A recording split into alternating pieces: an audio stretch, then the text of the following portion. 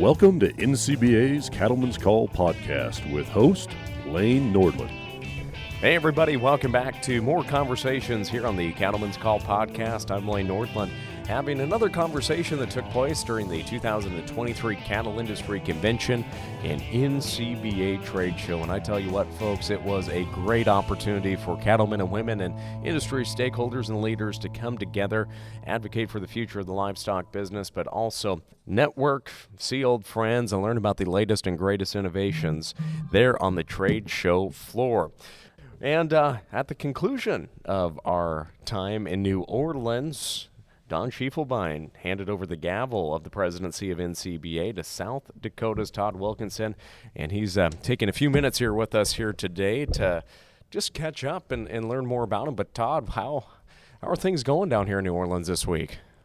Lane, it's so refreshing to see the optimism out in the countryside, and then you get a bunch of cattle producers that are actually got maybe a little more jingle in their pocket for a change, and it looks great for the next 3, 4, 5 years. This is a fun place to be. And there is that optimism too, and we all know we're all crossing our fingers that nothing gets in the way of these higher prices, and that we get some moisture. I just talked with Matt Makins, a meteorologist who works with NCBA, and of course he presented yesterday at the Cattle Facts and Forum, and yeah, it's just nice to have that optimism for the past few years, and because I mean, especially in our country, in Montana and South Dakota, it's been so dang droughty. What's it been like the last few weeks? I know we all got that cold snap right before Christmas, but how have things been here in the first part of the year? Yeah, we're back into that cold snap again at home right now. So I think it was 17, 18 below. But you know, up in our area, people hear those numbers and they think we're all Eskimos. But really, that's not so bad. It's when it gets down to that 30 below and you get the 30-mile-an-hour wind chill. Yep. That gets a little tougher. But you know, the thing that's happened is we've got some snow. Yeah. And as I'm explaining to people, we've kind of got an old-fashioned South Dakota winter, and normally. That's maybe not so good, but boy, this year we need the moisture. Yeah, same over at home there, and jumping back to that conversation I just had with Matt, he was discussing, you know, we're going to see a lot of snow most likely up in our region, and right during calving time for us in March, April, which is good. We need that snowpack, we need the runoff, and I'm not going to cuss the snow, but it's just good to give our producers a little bit of a heads up. But yeah, you know, Todd, coming in to the presidency here, just for our listeners' knowledge, you don't just show up to the convention this year and campaign and get voted on right here and there. You have to spend the time going through various leadership roles and serving in different capacities in NCBA, and you know, that's what I really want to talk about here today, an introduction to our listeners out there. And I guess, how did you get involved with NCBA? Let's start there. Did that start one day when you got encouraged to go to a local county cattlemen's meeting? Actually, that is where it started. My local affiliate is the Kingsbury County Cattlemen's Association of the South Dakota Cattlemen's Association, and you know, we were getting more and more cattle on the ground, more calves, building a feedlot, and my dad was a Marine Corps Master Sergeant, and what he told his 3 boys is, if you're going to get involved in something, get involved. Don't stand on the sidelines. So I think we've all taken that to heart in our various lives, and that meant for me either put up or shut up, and I had to get involved in my Cattlemen's Association. What was really amazing to me, and I worked my way up through my local affiliate and then ended up getting elected to the South Dakota Cattlemen's as president. It was in that vein, as I was going through the various chairs in the South Dakota Association, that I got to go to my first NCBA meeting. And wow, what a shock. I had I had no idea that this organization was this powerful and could accomplish things the way that it does. And once I saw that if you really step in and do the hard work, that you can move the needle, I was, at that point I was committed.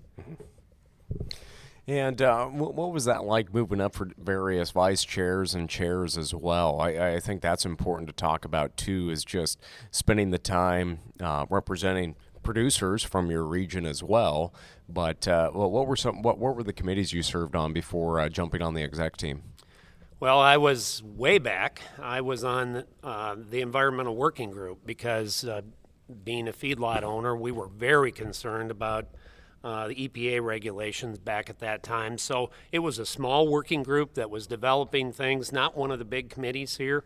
And then from that, I ended up on federal lands, which is maybe an odd place for me to land because I'm on the eastern side of South Dakota, not the western side of South Dakota.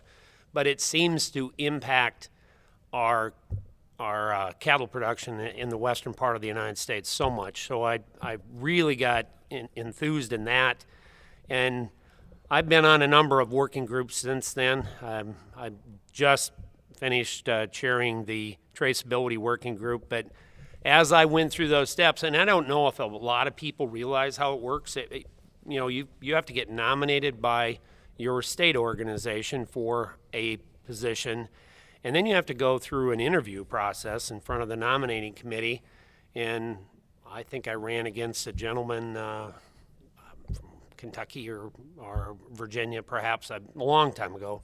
And, that's kind of nerve-wracking when you're interviewing for that. And then you take the next step, and there's another one, and then there's another one. I don't want to dissuade anybody from going through the process.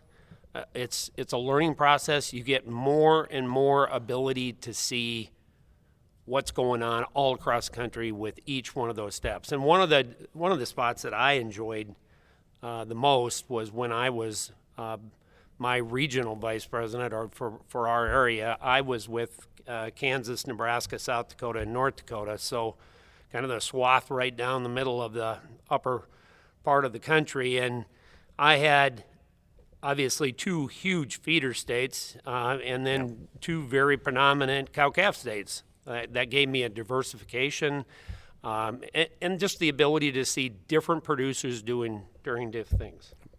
So let's talk about your operation as well. What's it like continuing on that family legacy as well with your son? But let's paint a picture about what the day-to-day is like. Well, the day-to-day, we run about 350 cows, and that cow-calf operation is kind of where my heart is, I guess. I enjoy that part. And we also do a background yard, and then my family owns a feedlot facility feeding under monoslopes. So I've been kind of involved in all facets of that. I don't get out to the feedlot operation as much as I used to.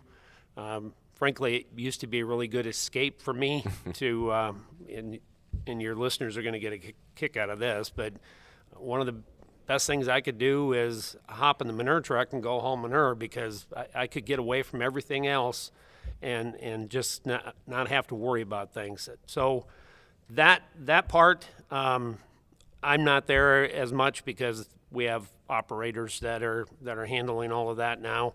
But my son and my background yard and our personal feed yard, and then our cow-calf operation, they kind of the fun things that, and again, your listeners are going to understand this, but the ability to get out and work cattle and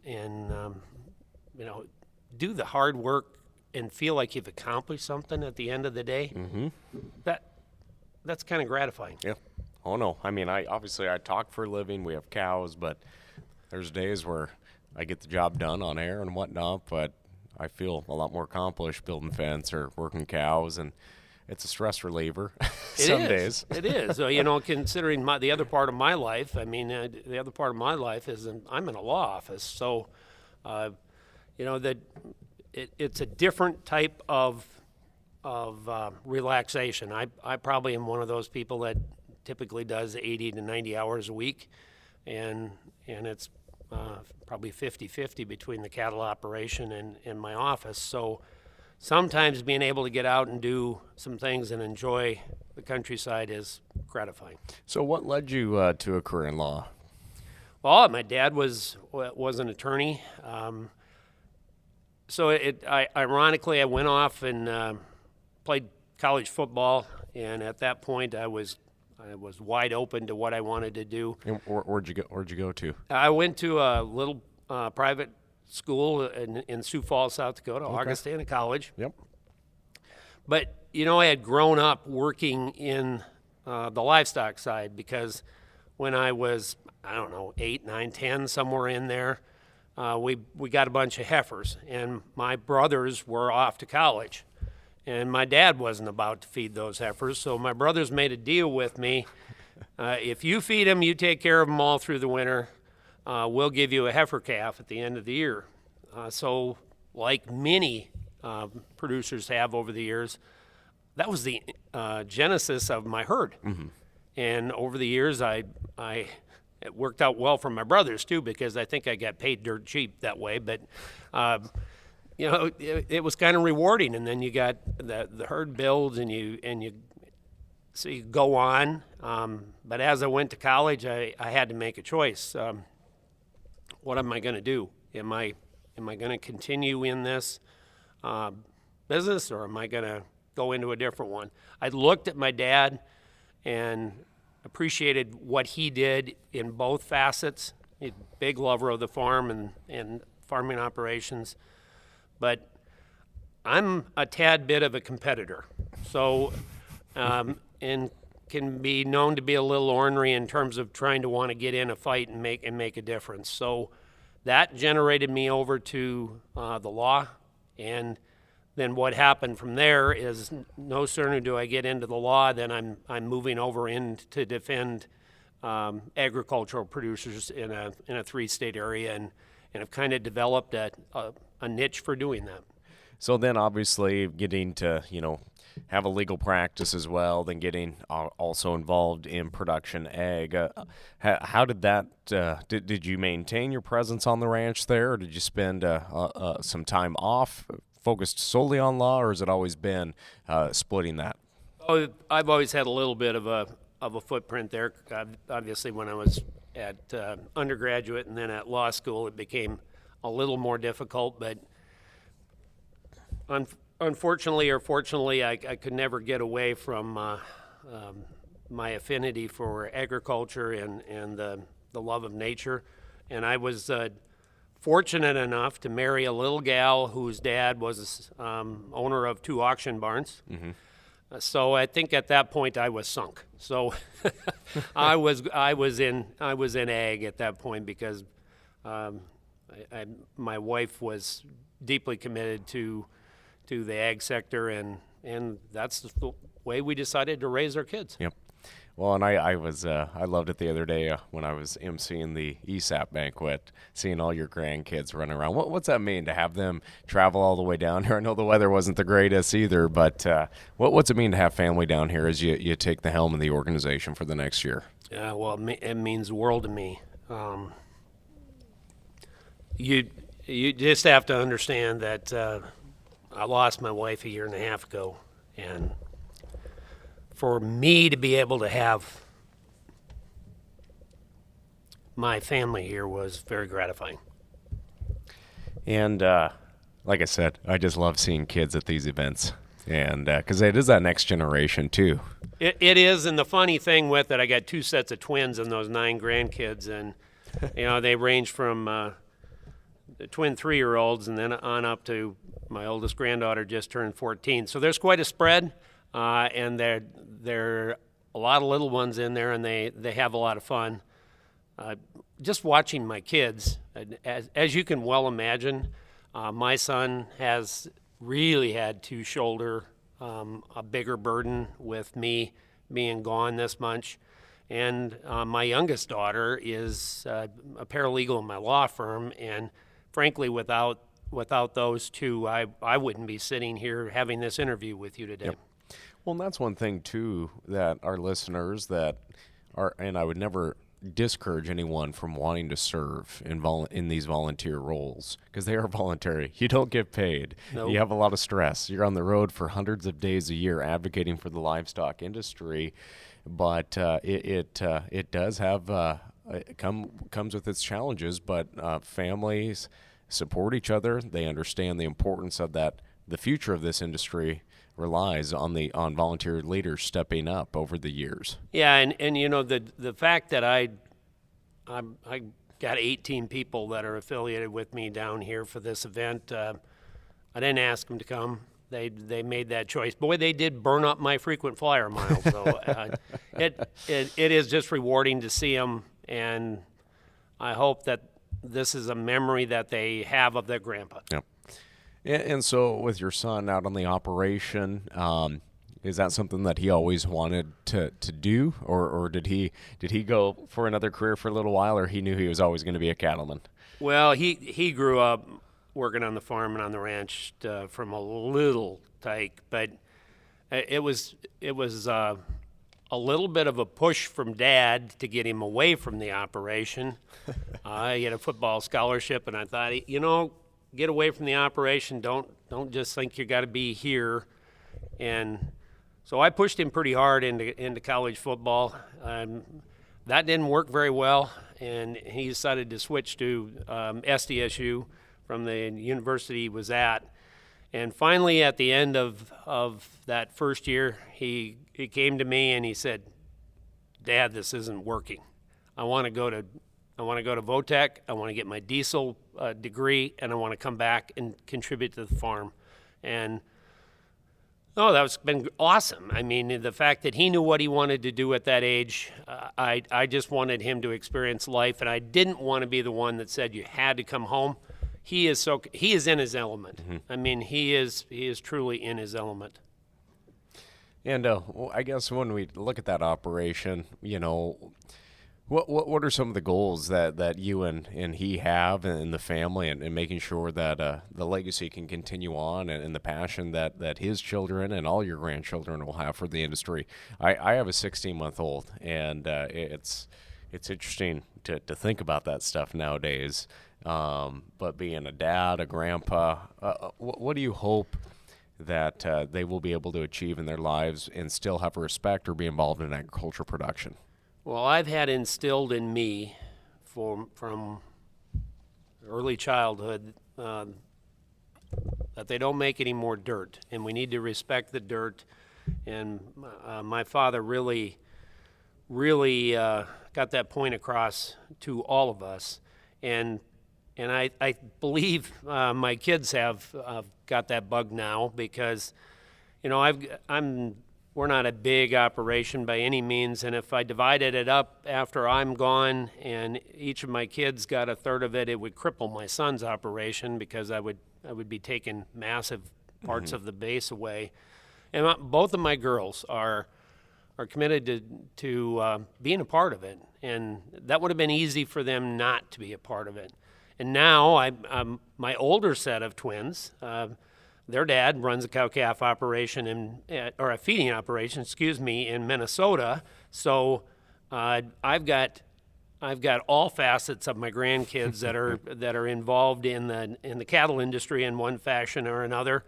And I think my oldest granddaughter said it best when she got a sweatshirt that said, "Just call me a cowgirl." And I thought, wow, that's a pretty good deal.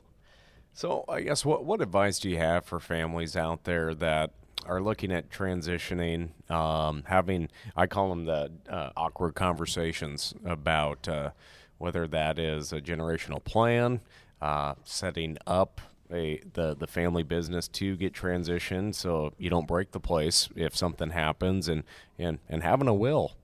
Yeah, if you only knew how many times in my now almost 39 years of practicing law, I've had this discussion with clients and families. I have seen very successful operations ground to a halt where there was no planning, and I've seen struggling operations excel where they did planning and really made a plan for the future and watched it go forward. The worst thing that you can do, from my perspective as a guy that's been sitting on both sides of the desk in this deal, is to do nothing. I mean, doing nothing ensures disharmony in the family. You still want to be able to go to family Christmas after some tragic event happens, and you want to keep your family together. God is fortunate, or we are fortunate to have been given some assets by God, and we're the protector of those assets. And take the time, go sit down with that estate planning person, or your attorney or accountant, or whoever you want. But take the time to start the conversation. Once you start the conversation, it's easy. It's way easier. I always tell folks when they come in to see me, I said, just paint me a picture. Give me a big picture of where you want to be, how you want your goals to be handled. Don't worry about the minutia. We'll fill in the minutia in the process. Just paint me a picture, and then we can go ahead and move forward. Well, thanks for sharing that insight. It's just, and like I say, it's that awkward conversation, because when your kids get out of college, you maybe just got through that transition with your folks. And by the time, I can't believe my daughter's as old as she is now, at 16 months, and I understand what my folks thought, how fast things go in the blink of an eye. So thanks for sharing that aspect, too, of just having those conversations and working ahead. And, I mean, when the snow's coming in, we prepare for a snowstorm. And to take care of our cattle, we can do a little bit of legwork, too, to help keep an operation going and families together as well. And, kind of transitioning back to your leadership role, I guess, what have you enjoyed the most about being in leadership with NCBA? Well, and this is going to sound corny, but the people I got to work with, I mean, the folks that are involved in the industry and that are really involved in the industry are just some amazing people. And they could have been successful in whatever they wanted to do, but they're in the industry because their heart puts them there. And, that guy or that gal, just the breadth of knowledge that is out there, and the fact that we're all usually pulling in the same direction is pretty helpful. And I know that, the usual answer is probably the people, but it's really the people I work with. And then getting across the country is eye-opening. I have to tell you that my greenhorn situation came out. I happened to be in the Alabama convention, and I was down there doing it, and it was the spring, and I knew I had calving going on at home, so I asked the guys, how's calving coming? And they all kind of looked at me and like, what's he talking about? And then the other guy says, we calve in the fall. I didn't realize that. So you feel really stupid, but seeing the different operations, underlying all of that, though, is really people that have the environment, have their family, and they just want to have a good lifestyle. Yellowstone and the whole TV thing and all of that stuff. A calf jumping out already tagged always surprises me, but I have never got one of those yet. But the iconic Western image, maybe that's what the public is going to identify us with. Those wide open spaces and things like that. There's big other parts of the industry, however, whether it's that operation on the East Coast or that feeding facility, or lots of things involved in the cattle business. And I hope we just identify that these are the people that are putting food on our plate, and they care more than anything that they do it right, and that the customer have a good experience. So being on the road, talking with all these producers, hearing different perspectives, maybe getting criticism along the way as well, it comes with the job. But I guess what's been the most eye-opening experience out on the road?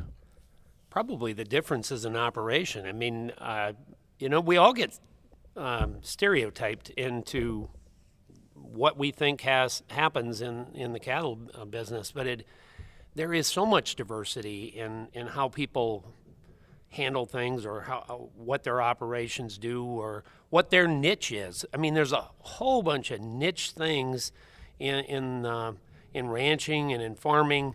They kind of lump us all together, and when you get out on the road, you find that unique operation that's supplementing their income by doing X or Y, or they're making a new product that somebody else never thought about.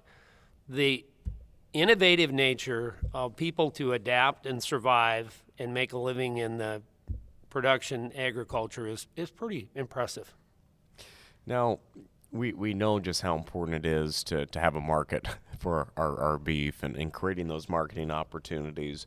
So, you serve the local communities, and we know how important that global marketplace is, but what's it like sharing the story of just how important the livestock industry is to our rural communities and those local economies still today? Well, that's a story that has to be shared, and sometimes we do a good job on it, and sometimes we don't. As you travel and you're on an airplane a lot, you naturally have conversations from people all over the country and really the world, and a lot of folks don't know what we do, and then it's the funny statement, right? Where do you get your meat? You go to the restaurant. But, there's people that believe that. I thought that was a joke until you actually get engaged with people that, the corn comes in a can from the grocery store and the bacon sliced at the restaurant. That mentality, because people have been removed from the farm and the ranch for so many generations now, is the norm rather than the exception. And I hope your listeners take the opportunity to just be an advocate. I mean, I'm not talking about doing it full time or anything. Just talk about what you do. People are amazed at how much you care and about your job. And when you get to talk about working with a calf or making a bull selection or something like that, they actually are interested. So if I gain nothing out of my years in NCBA, I hope I gain from having spread the message of, hey, this is the future of our food supply, and these are the people that are the salt of the earth. Well, and to ensure that future, obviously, the policy book gets set, added to, amended every single year here at convention. And maybe talk about how the members make the policy, but and then also talk about the priorities for the organization for the next year as well that were really established this week. Well, and certainly we're at a point right now we're dealing with Farm Bill, right? So the Farm Bill is going to expire in September. The Farm Bill, we're a little different than corn, beans, and wheat because there's crop insurance, but there is another product that's available for production cattle business, and that livestock risk insurance product out there is becoming more and more useful. When I first looked at it, probably 5 years ago or more, it was kind of too costly. There wasn't enough backing by the federal government. That product has really changed the landscape a bit, because you can deal with that with one cow or 2,000 cows. So that product and getting advancements in it in this Farm Bill is critically important. And one of the other major ones that that we are, as an industry, driving as hard as we can is animal disease traceability, the ability to protect us from a foot and mouth disease that is right offshore. If COVID has demonstrated anything to us, it has demonstrated how susceptible we are to a virus or an outbreak of disease that can really impact us. And you look at the globe, and the map shows the spread of foot and mouth in virtually every continent. We're fortunate enough in North America to be foot and mouth free, but then you look at how the world travels and how that's impacted, and you talk to all of the experts, and they will tell you it's not a matter of if we're going to get foot and mouth, it's when. And we have the technology today to be able to isolate that animal quickly, efficiently, and not shut down the entire industry for long periods of time. And that's going to come by way of electronic data being shared through your state vet organization. And for us to be reliant upon paper documents and not having an effective means to trace an animal if there is a disease outbreak of any sort, that simply means we're not doing our job. And NCBA while this issue is certainly not new and it's not universally well received across the countryside, the fact is I think the NCBA membership understands that if they want to protect their herd, it's kind of like buying pickup insurance. If you don't protect your herd, then you're going to impact your neighbor if you have an outbreak. And I really hope that we do that. I hope that we take the time, and it is going to cost us a little bit of money. I mean, we're EIDing our herd at home, and have been doing it for a long time, but that priority is right to the top right now. And I'd be remiss if I didn't bring up like adequate funding for EQIP and some of those programs out there, because those are cost effective for the producer, and it helps develop things for the producer. And as I alluded to when we were talking about those priorities, it's the NCBA members that set that policy and the direction. How does that policy get created? Again, this isn't just Todd Wilkinson saying, this is what I'm going to do. This is what I'm been dictated to do. This is what the actual members of NCBA have directed the organization to do. Yeah, and I think that's what really distinguishes NCBA from so much else out there. This is not a top-down driven organization.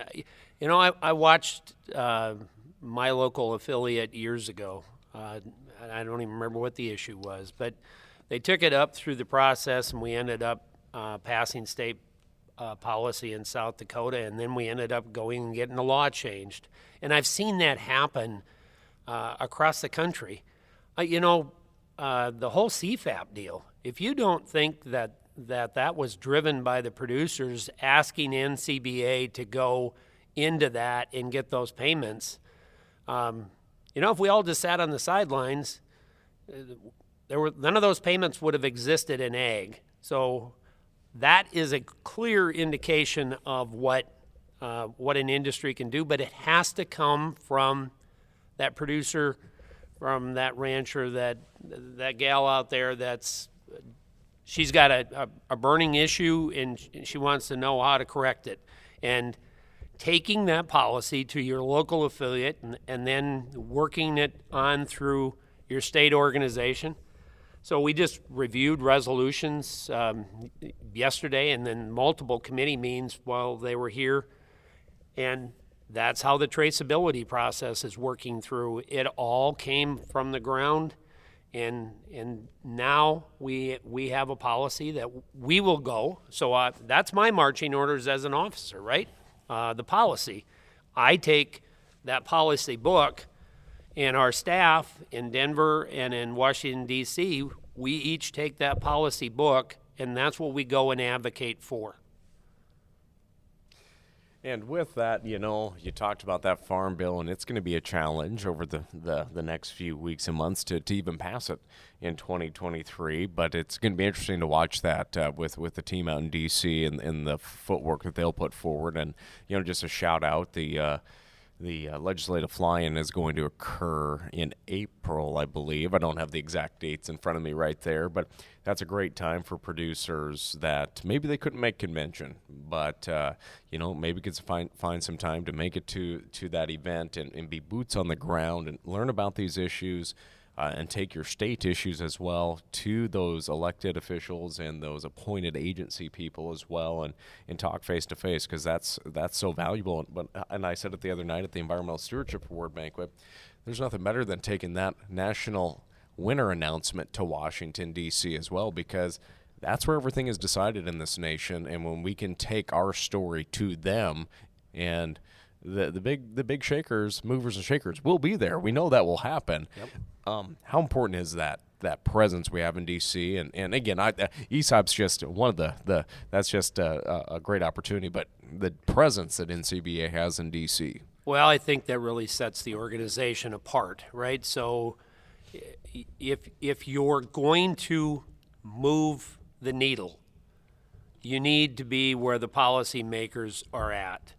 And it may come as a big surprise to people, but most of the people in the Washington Beltway really don't have a clue what we're doing in the rest of the world. And, I'm saying that facetiously, but the fact is we got people making rules and regulations about how we work and our job. And unless they hear from actual producers and people that know how this is going to impact them, they just think it's write another rule. And then suddenly you've got an issue like WOTUS or something like that with a land grab impacting you. And I guess that one thing I'd want to make sure I share with this listening group is with the election that just happened, the fact that we have a divided Congress, we can anticipate there's not going to be a lot legislatively that's going to get passed. But the administration has clearly demonstrated that they are going to regulate us, and they're trying to put some pretty onerous regulations out there right now. So be aware of that and work through your NCBA DC staff, because that's what they're there for. That's what you're paying your membership for, is to have somebody that can put you in touch with the right person at the right time. And what's your message to a producer out there that is on the fence about joining a state association or paying their dues to NCBA? Maybe just because they have some concerns, or they maybe don't have the resources to what that policy book looks like. I guess, what's a message to a cow-calf producer that's out feeding cows right now that listens to this podcast but maybe isn't a member yet? First of all, a membership is not expensive. And I know that everybody is not going to agree with every issue that I or the NCBA organization comes up with, but we probably are going to agree on 80 to 90% of it. And if you take the attitude that I don't want to join, I'm not going to join anything. I'm just going to do my job, and I'm going to do it well, and I'm simply going to go on with life. Hey, you can do that. You can have a wonderful operation and be very successful, but don't complain when the train runs over your head, because that regulation or that new law or that new zoning requirement, all of those issues are coming at you, and without your input, they're going to happen. And it's through an organization like NCBA and the local state affiliates that you can really impact what happens. I just wish everybody could see what I see after this many years, how one producer with a specific issue, with some tenacity, can move it up the food chain and actually make something happen. That doesn't happen in a lot of the business world. And for us to have an engine, I'm going to equate it to, we've got the Ferrari sitting in this DC right now with a bunch of super people that know how to get the message across. If you get them your message and it becomes part of policy, they will work till they absolutely drop to help you get that passed. So you got all the tools out there, folks. Yeah, sure, you're going to have to join the organization. It is not inexpensive to have people in Denver and people in Washington, D.C., but that's what they're there for. That's what we're paying for. And we just have a great staff to be able to go make things happen. So as we look to the year ahead, there's definitely more optimism in the room here this year, especially watching looking for higher prices as so many producers, just like me, have had to reduce herd size and deal with drought, and that's just good to hear. But what do you think are some opportunities, but along with that challenges that the cow-calf producer and the feeders will go through here in the next year to 2 years? Well, it's probably not a year or 2 years, so I'm going to bring up an issue that I think a lot of us maybe are overlooking. And, when fake meat came out, I don't know, 5, 6, 10 years ago, whatever it was, we didn't really put much stock in it, and frankly, COVID has shown us that that fake meat product the public just doesn't buy it. And I can understand why. It tastes terrible, but cell-cultured meat is a potential game changer to our industry. And it's in its infancy right now in terms of how how market ready it is. But every time we see technology advance, the fact that somebody could grow a steak in a petri dish is scary. It is really scary, because if we don't get that product labeled for what it is, cell-cultured meat, if that gets into the grocery stores and gets put on the meat shelf right next to my product that I'm producing and is not differentiated, we're going to lose. And we're going to lose badly. We need to have that cell-cultured meat, because all you have to do is look to the term milk, and you could see that fight's been lost a long time ago. And America's beef producers better be attuned to that one. In terms of other challenges, we all deal with weather. We all deal with issues that come up with, the markets. They can be extremely frustrating.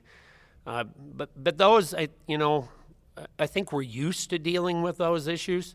The ones that we're not used to dealing with are some of the more burdensome regulations that are coming out. So when you're talking a year or two on the horizon, two that come to mind for me right away are WOTUS, Waters of the United States.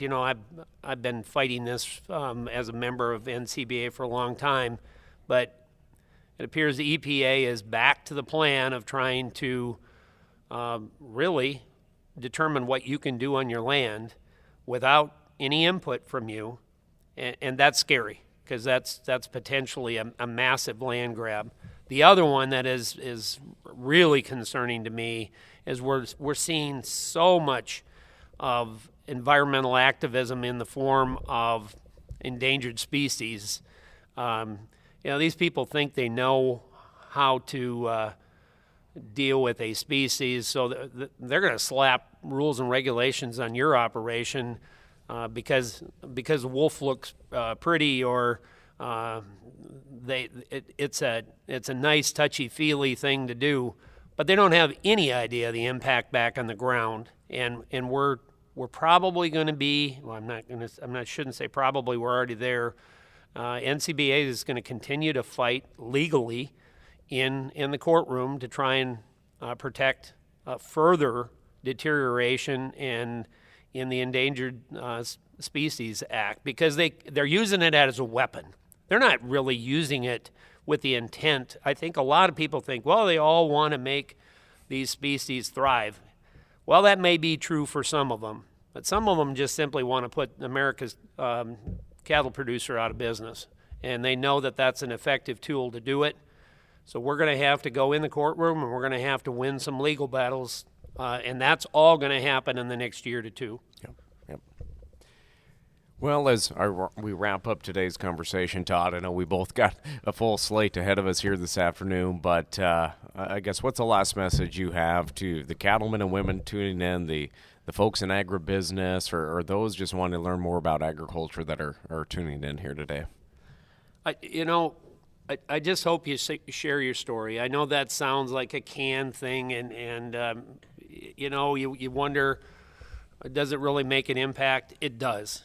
You're in a wonderful business. You wouldn't be there if you didn't love it. Just share your opinions. Get involved. Get involved in whatever it is. Whether it's your state affiliate. Hopefully, I'm going to tell you to get involved in NCBA, but get involved and become an advocate, because we're such a small part of the population anymore. If we don't tell our story is going to be told for us. Yep. Well, again, congratulations, Todd, and it's great to see your family down here this week, and have a great year and safe travels out there. Well, thank you. Appreciate it, Lane. All righty, friends, that will do it. Todd Wilkinson, president of the NCBA for the next year. I'm Lane Nordlund. We'll catch you next time. Thanks for tuning in to NCBA's Cattleman's Call podcast with Lane Nordlund. For more information, visit ncba.org and make sure to subscribe to the podcast today.